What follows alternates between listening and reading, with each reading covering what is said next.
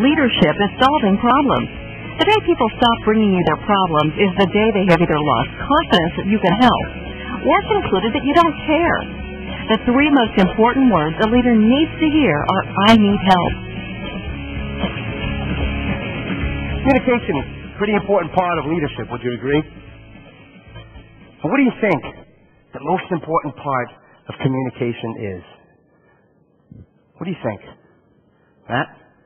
Listening. Listening to the men and women that you're working with, in particular to the customer. Colin Powell. Leadership is solving problems. The day soldiers stop bringing you their problems is the day they've either lost confidence that you can help or concluded that you do not care. Concluded that you do not care. When you listen and lead and have compassion for the men and women in your lives, that's how you can win. 1991. I was in Randolph Air Force Base, Texas. Any Texans in the room?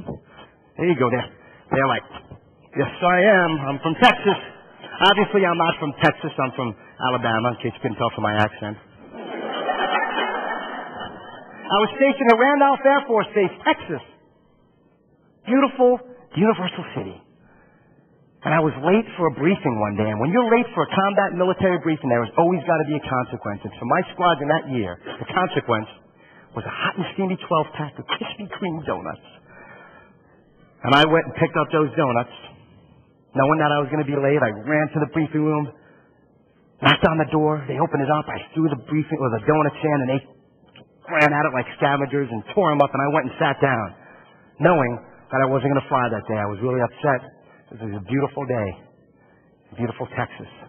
And 15 minutes later, my flight commander and everybody else started going out to their briefing rooms, ready to go on their missions. And the last person out of that room was my flight commander. Now, this is no ordinary flight commander, folks. He was 5'5", really, really stocky build, state wrestling champion, Kelly Savalas Bald. And his call sign was Psycho.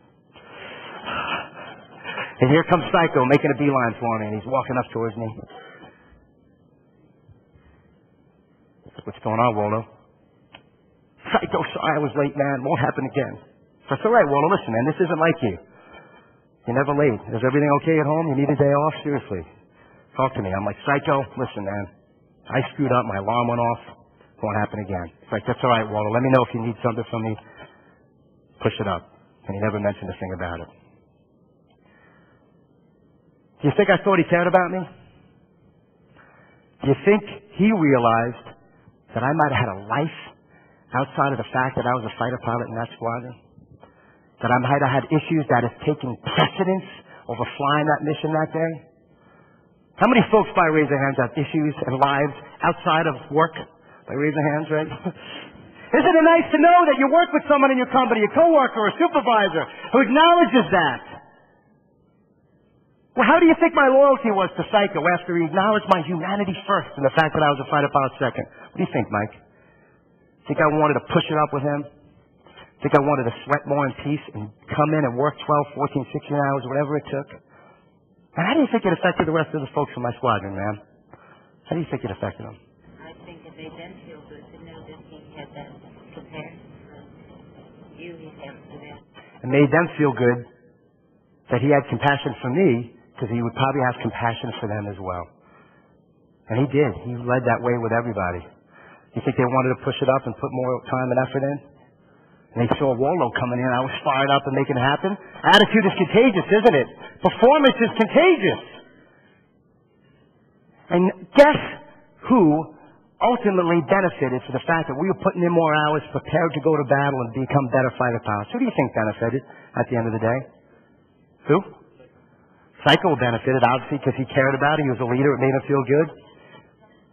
The country did. Thank you very much. Our customer. And that's the impact that you can have on the reputation of the marine retailing industry and all the dealerships out there. By building loyalty and comradeship within your organization, within your company. Everybody's going to have a better attitude. Everybody's going to want to push it up. And the customer is always going to win. And that's what the beauty about leadership is. When you do something as small as listening and caring about each other, that's how you can turn relationships into revenue and win in this competitive environment. Can I hear push it up, folks? All right.